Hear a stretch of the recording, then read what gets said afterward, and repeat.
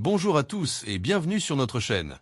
Aujourd'hui, nous allons plonger dans un discours absolument explosif qui a secoué les fondations des médias internationaux.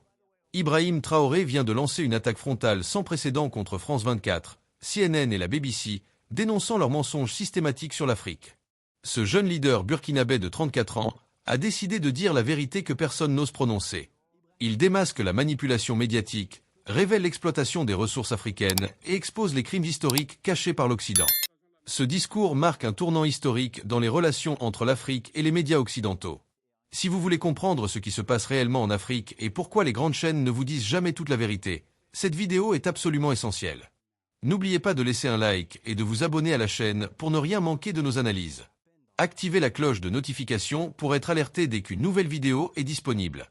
Maintenant, accrochez-vous, car ce que vous allez entendre va complètement changer votre vision de l'Afrique et des médias internationaux. C'est parti! Ibrahim Traoré a lancé une offensive sans précédent contre les médias occidentaux, dénonçant leur manipulation systématique. Ce jeune leader burkinabé, âgé de seulement 34 ans, a grandi en consommant les images déformées que ces chaînes diffusaient sur l'Afrique. Pendant des décennies, les téléspectateurs du monde entier ont été bombardés par des représentations misérabilistes du continent africain. Les enfants africains étaient systématiquement montrés dans des situations de détresse extrême, entourés de mouches, mourant de faim. Cette narrative constante a créé une honte collective chez les jeunes Africains, qui ont intériorisé cette vision dégradante. Traoré affirme avoir découvert progressivement que cette Afrique présentée par les médias occidentaux était une construction mensongère. Les recherches personnelles et les questionnements ont permis au leader burkinabé de comprendre la manipulation systématique. Cette prise de conscience représente un tournant décisif dans sa vision du monde et son engagement politique. La dénonciation de Traoré vise particulièrement la manière dont les médias internationaux ont façonné la perception mondiale de l'Afrique. France 24, CNN et BBC sont accusés d'avoir créé une réalité parallèle qui ne correspond absolument pas à la vérité du terrain. Ces chaînes auraient délibérément choisi de ne montrer que la misère, la guerre, la maladie et la corruption. Le vocabulaire utilisé pour décrire l'Afrique se limite à des termes négatifs, excluant tout ce qui pourrait évoquer l'espoir ou le succès. Selon Traoré, cette stratégie narrative n'est pas accidentelle, mais résulte d'une volonté délibérée de maintenir une certaine image du continent. L'objectif serait de justifier l'exploitation continue des ressources africaines en présentant le continent comme incapable de se développer seul. Cette construction médiatique permet aux anciennes puissances coloniales de légitimer leur présence et leur intervention constante. Le leader burkinabé affirme que sans cette image négative, l'exploitation économique serait beaucoup plus difficile à justifier auprès des opinions publiques occidentales. Le discours de Traoré met en lumière l'absence totale de couverture médiatique des réussites africaines par ces grandes chaînes internationales. Le Rwanda a connu une transformation technologique remarquable qui n'a jamais fait la une des journaux occidentaux. L'Éthiopie a mené un projet de reforestation massif qui est passé complètement inaperçu dans les médias internationaux. Le Botswana représente un modèle de démocratie stable et fonctionnelle dont personne ne parle dans les capitales occidentales. Ces exemples de développement réussi ne correspondent pas au récit que les médias souhaitent véhiculer sur l'Afrique. Traoré pose la question cruciale de savoir pourquoi ces succès sont systématiquement ignorés par les rédactions occidentales. La réponse se trouve dans la nécessité de maintenir une certaine narrative qui sert les intérêts économiques et politiques. Si l'Afrique était présentée comme capable de réussir par elle-même, toute la justification de l'intervention occidentale s'effondrerait. Le leader burkinabé affirme que cette censure par omission est aussi dangereuse que la diffusion de fausses informations. Les accusations de Traoré s'étendent à la structure même de propriété et de financement de ces médias internationaux. Les grandes entreprises pétrolières, minières et d'armement sont les principaux annonceurs de ces chaînes d'information. Cette dépendance financière crée inévitablement un conflit d'intérêts majeur dans le traitement de l'information concernant l'Afrique. Les journalistes ne peuvent pas critiquer ouvertement les entreprises qui financent leurs salaires à travers les revenus publicitaires. Cette situation crée une autocensure systématique sur les questions liées à l'exploitation des ressources africaines.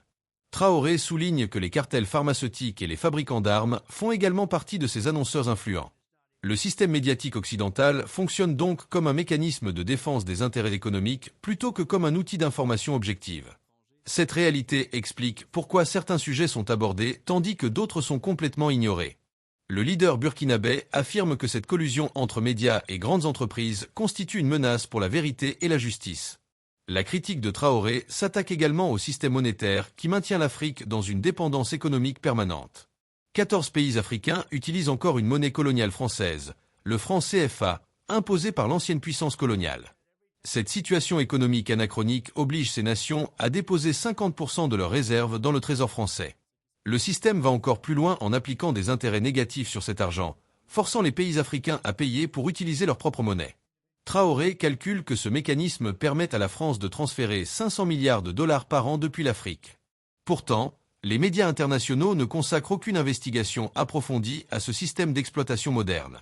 Quand la France annonce 10 milliards d'euros d'aide à l'Afrique, cette information fait la une de tous les journaux. Le contraste entre la couverture de l'aide et le silence sur l'exploitation révèle la nature biaisée du traitement médiatique. Cette asymétrie informationnelle sert directement les intérêts des anciennes puissances coloniales en présentant une image déformée de la réalité.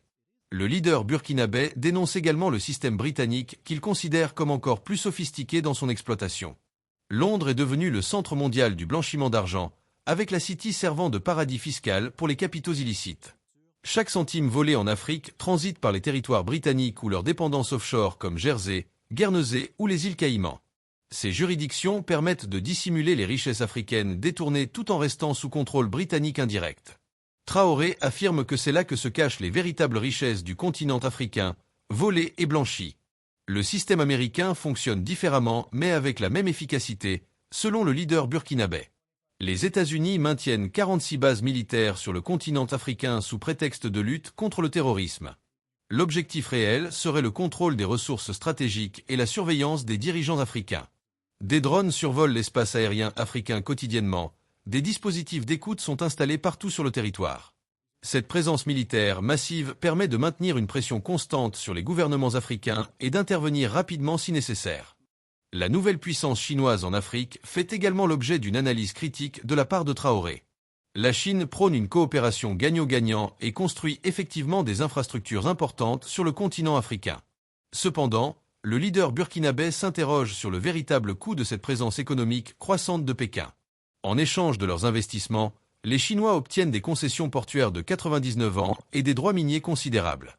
La diplomatie du piège de la dette permet à la Chine d'acquérir un contrôle stratégique sur des infrastructures vitales. Les exemples du Sri Lanka et de la Zambie illustrent les dangers de cette approche pour les pays endettés. Traoré constate que les médias occidentaux ne traitent pas équitablement cette question de l'influence chinoise en Afrique. La critique de la présence chinoise sert souvent à détourner l'attention de l'exploitation occidentale qui reste beaucoup plus importante. Le leader burkinabé appelle à une analyse honnête de toutes les formes d'exploitation, qu'elles viennent d'Occident ou d'Orient.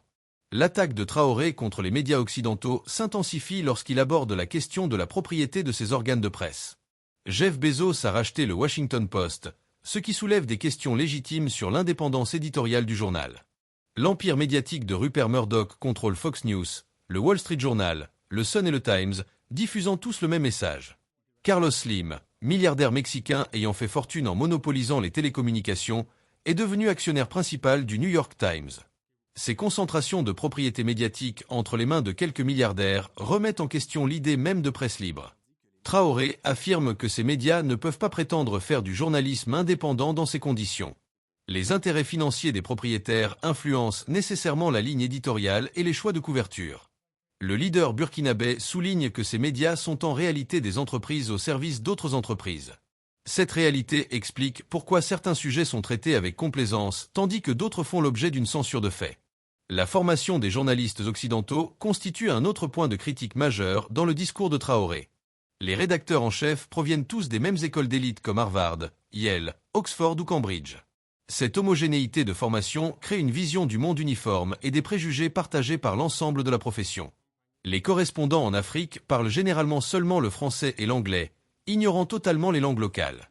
Comment peuvent-ils prétendre comprendre et rapporter fidèlement ce qui se passe sur le continent sans pouvoir communiquer avec la population? Le Swahili, le Haoussa, le Yoruba ou l'Amharique restent des langues inconnues pour la plupart de ces journalistes internationaux. Leurs sources d'information se limitent donc aux diplomates occidentaux, aux organisations non gouvernementales et à quelques experts autoproclamés. Cette bulle informationnelle empêche toute compréhension réelle des dynamiques africaines et des aspirations des peuples. Traoré conclut que ce système de formation et de recrutement garantit la perpétuation d'une vision coloniale de l'Afrique.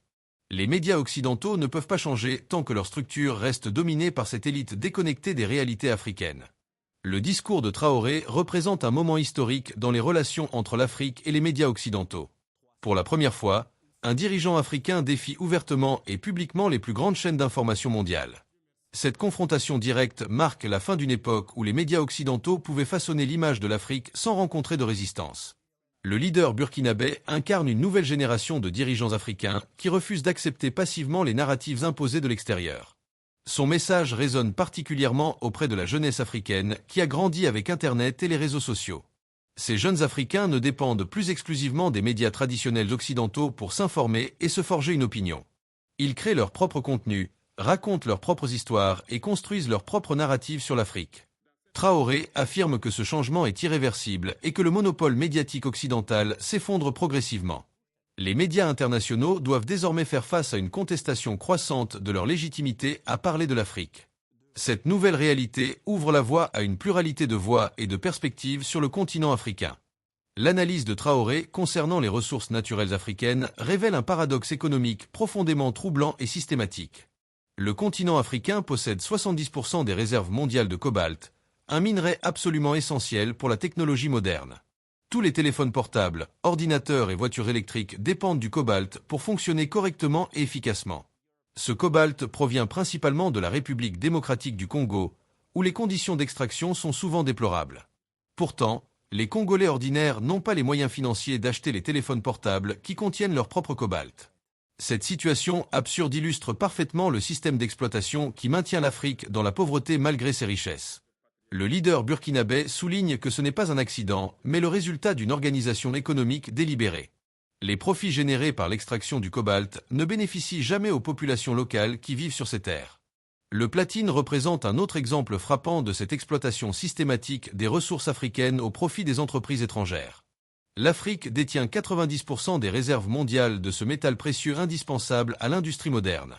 Les pots catalytiques des voitures, les appareils électroniques et les implants médicaux nécessitent tous du platine pour fonctionner. Ce platine provient essentiellement d'Afrique du Sud, où l'industrie minière emploie des milliers de travailleurs dans des conditions difficiles.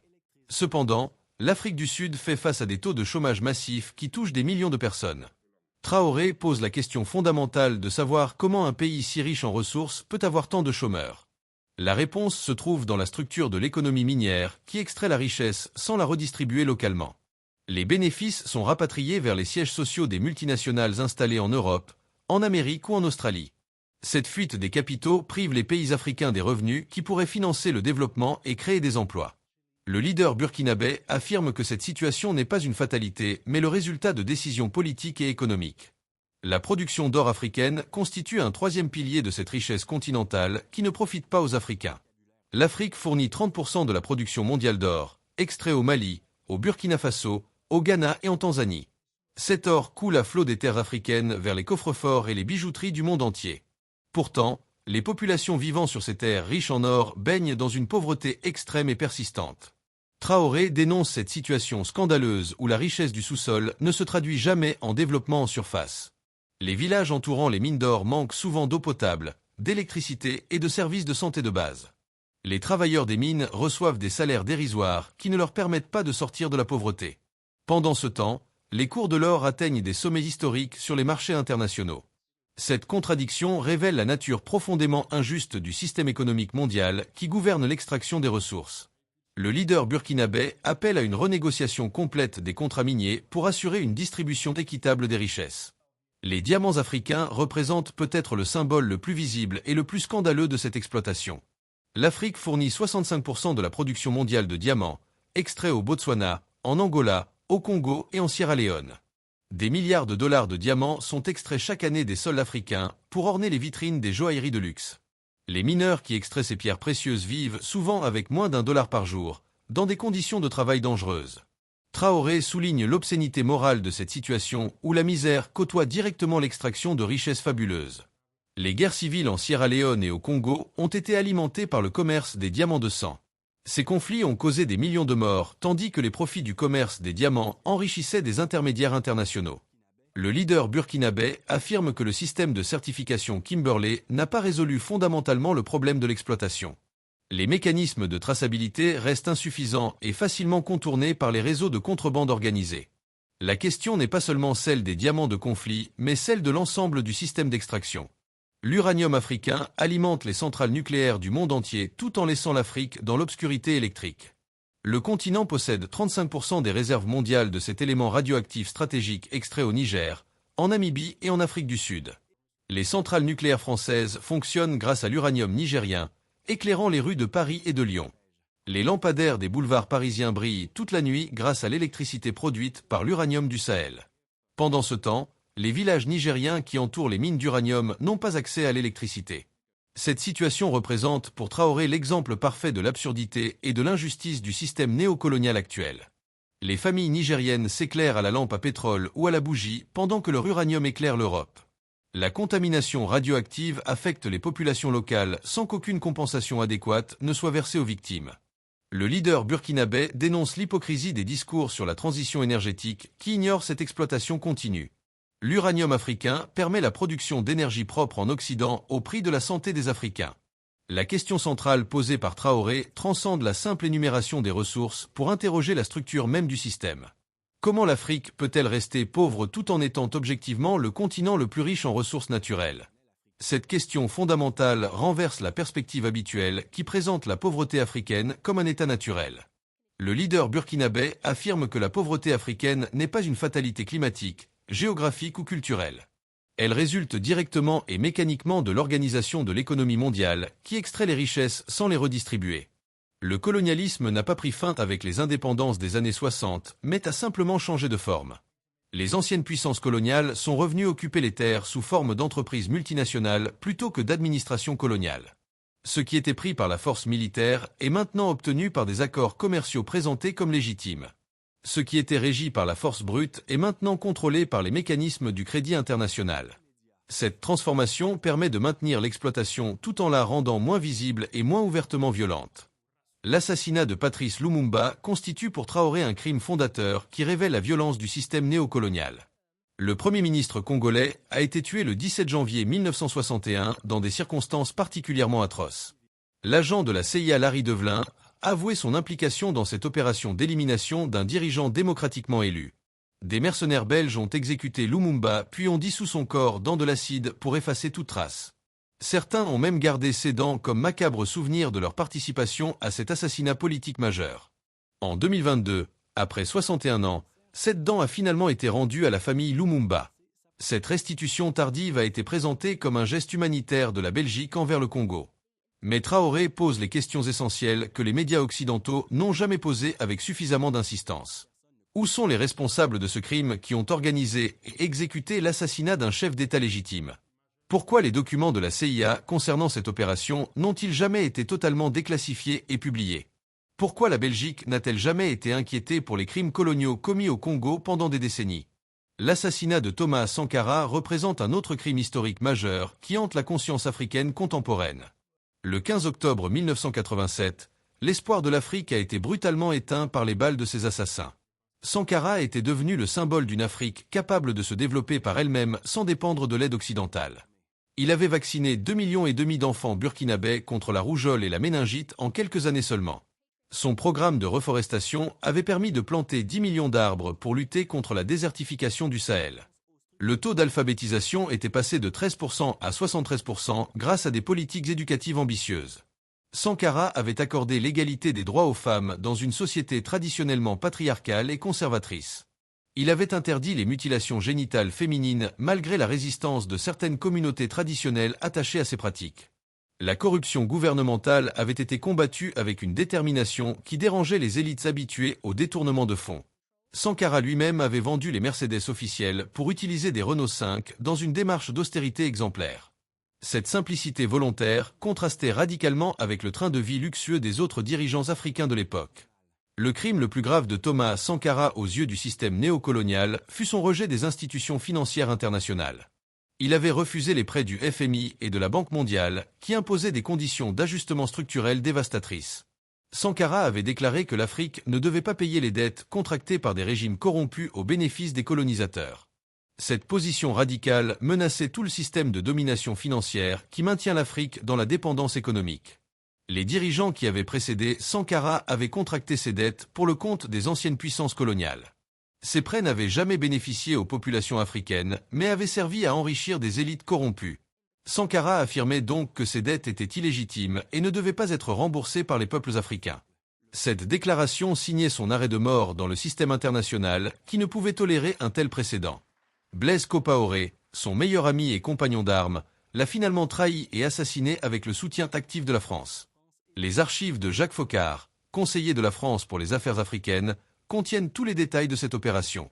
Ces documents prouvent l'implication française dans l'élimination d'un dirigeant qui dérangeait les intérêts néocoloniaux en Afrique. La couverture médiatique de l'assassinat de Sankara révèle pour Traoré les biais systématiques de la presse internationale occidentale. Les médias ont simplement parlé d'un coup d'État militaire au Burkina Faso sans analyser les enjeux politiques sous-jacents.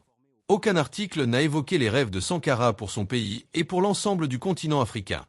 Les projets ambitieux de développement autonome n'ont jamais été présentés aux lecteurs et téléspectateurs occidentaux. Les succès remarquables obtenus en seulement 4 années de gouvernance n'ont pas été célébrés ou même mentionnés. Les médias se sont contentés de dire qu'un dictateur africain était mort, perpétuant les stéréotypes habituels sur l'Afrique.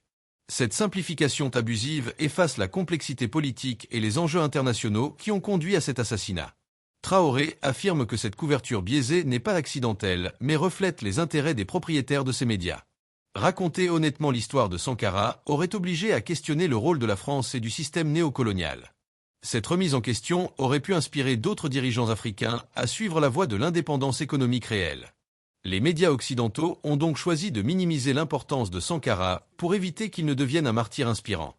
Le cas de Mouammar Kadhafi illustre, selon Traoré, la complexité des jugements portés sur les dirigeants africains par l'Occident. Kadhafi était incontestablement un dictateur qui gouvernait la Libye d'une main de fer depuis des décennies. Il était impitoyable envers ses opposants politiques et ne tolérait aucune contestation de son pouvoir personnel absolu. Cependant, Traoré invite à examiner objectivement ce que Kadhafi avait accompli pour le développement de la Libye. Le revenu par habitant avait atteint 12 000 $, le plus élevé de tout le continent africain. Le taux d'alphabétisation était passé de 25% à 87% en quelques décennies de gouvernance. L'espérance de vie des Libyens avait bondi de 51 ans à 74 ans grâce aux investissements massifs. Les soins de santé et l'éducation étaient entièrement gratuits pour tous les citoyens libyens sans exception. Les jeunes mariés recevaient 50 000 $ de l'État pour faciliter leur installation et leur vie commune. Les prêts immobiliers étaient accordés sans aucun intérêt, permettant à chaque famille de devenir propriétaire de son logement.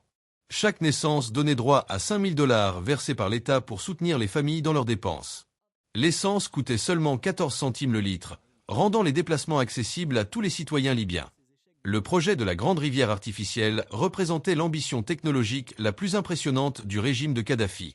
Ce système d'irrigation pharaonique visait à reverdir le désert libyen et à développer une agriculture moderne et productive. Des milliers de kilomètres de canalisations souterraines devaient acheminer l'eau des nappes phréatiques vers les zones arides. Ce projet aurait pu transformer radicalement l'économie libyenne en réduisant sa dépendance aux importations alimentaires massives. Mais le véritable crime de Kadhafi aux yeux du système occidental allait bien au-delà de ses réalisations nationales. Son rêve d'État uni d'Afrique menaçait directement l'ordre néocolonial établi depuis les indépendances des années 60. Le 20 octobre 2011, Kadhafi a été lynché dans les rues de Sirte dans des conditions barbares filmées. Hillary Clinton, alors secrétaire d'État américaine, a réagi à cette nouvelle avec une joie macabre devenue tristement célèbre. « Nous sommes venus, nous avons vu, il est mort », a-t-elle déclaré en riant devant les caméras du monde entier. Cette phrase rappelant Jules César révèle le mépris profond des dirigeants occidentaux pour la souveraineté des nations africaines. Traoré invite maintenant à regarder l'état actuel de la Libye après cette intervention occidentale présentée comme humanitaire. 3 gouvernements différents se disputent le pouvoir sur un territoire fragmenté par les rivalités miliciennes et tribales. Une guerre civile sans fin déchire le pays depuis plus d'une décennie sans perspective de réconciliation nationale. L'État islamique et Al-Qaïda ont établi des bases dans le chaos libyen, menaçant toute la région sahélienne. Des marchés d'esclaves sauvages ont ressurgi où des migrants africains sont vendus publiquement comme du bétail.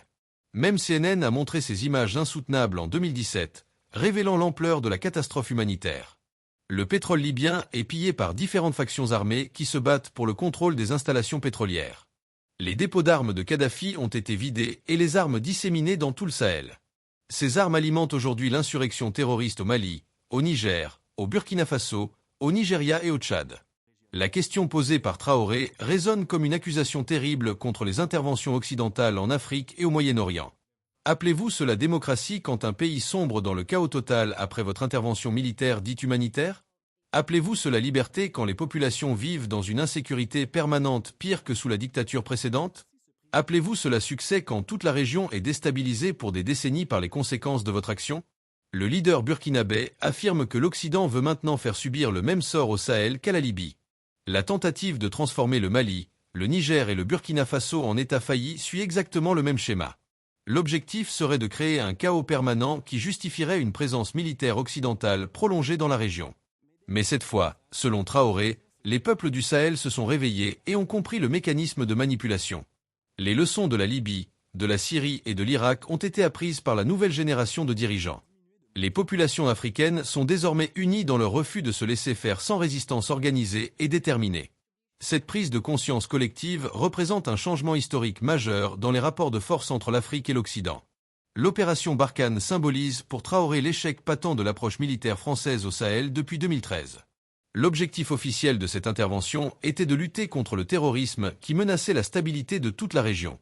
L'objectif réel, selon le leader burkinabé, était le contrôle des ressources naturelles stratégiques du Sahel, notamment l'uranium nigérien. 5100 soldats français ont été déployés avec un budget annuel de 2 milliards d'euros prélevés sur les contribuables. Quel a été le résultat concret de cette présence militaire massive après presque une décennie d'opérations continues? En 2013, on comptait quelques centaines de terroristes actifs au Mali dans les régions du Nord. En 2022, plus de 5000 terroristes opéraient dans l'ensemble du Sahel avec une capacité de nuisance décuplée. Le nombre de groupes terroristes a été multiplié par 10 pendant la présence militaire française censée les combattre. Cette augmentation spectaculaire du terrorisme pose la question fondamentale de la nature réelle de cette opération militaire. Traoré affirme que les soldats français ne luttaient pas véritablement contre le terrorisme, mais protégeaient les intérêts économiques français. Leur priorité était de sécuriser les mines d'uranium du Niger exploitées par Areva pour alimenter les centrales nucléaires. Les oléoducs transportant le pétrole africain vers les ports étaient protégés en permanence par les forces françaises. Le contrôle total des ports et des voies ferrées permettait de garantir l'exportation continue des ressources vers la métropole. Le paradoxe souligné par Traoré révèle la duplicité de cette présence militaire française présentée comme protectrice des populations. Les terroristes ne pouvaient jamais s'approcher à moins de 50 km des positions militaires françaises fortement défendues. Mais ces mêmes terroristes pouvaient facilement incendier les villages civils sans que l'armée française n'intervienne pour les protéger. Cette sélectivité dans la protection révèle les véritables priorités de l'opération Barkhane, selon le leader burkinabé. Le chaos servait directement les intérêts français en justifiant le maintien d'une présence militaire permanente dans la région. En cas de stabilisation complète, la France aurait dû retirer ses troupes et perdre son influence stratégique.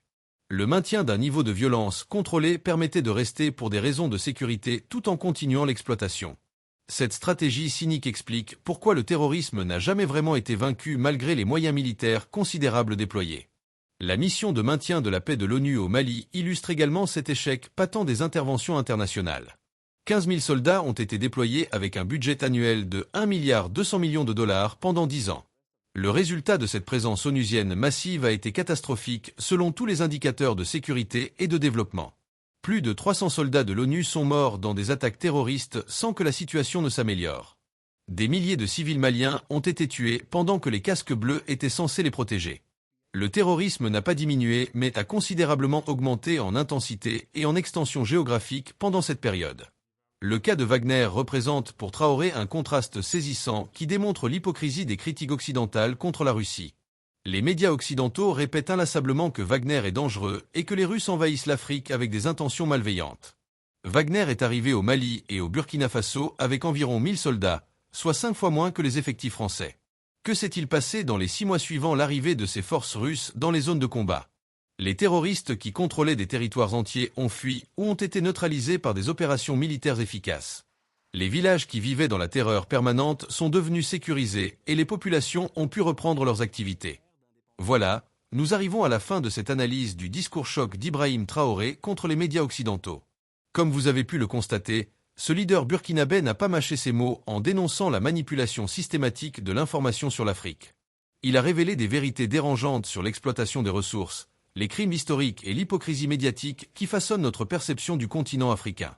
Ce discours représente un moment historique où l'Afrique reprend le contrôle de son propre récit face aux narratives imposées depuis des décennies. Nous aimerions beaucoup connaître votre opinion sur ce sujet crucial pour l'avenir des relations internationales. Dites-nous dans les commentaires ce que vous pensez de cette prise de position courageuse d'Ibrahim Traoré. Êtes-vous d'accord avec son analyse des médias occidentaux? Pensez-vous que l'Afrique est en train de se libérer du joug informatif occidental? N'oubliez pas de laisser un like si cette vidéo vous a plu et vous a apporté des informations nouvelles. Partagez-la avec vos amis et votre famille pour diffuser ces vérités que les grands médias préfèrent taire. Merci infiniment d'avoir regardé jusqu'au bout et à très bientôt pour une nouvelle analyse. Au revoir.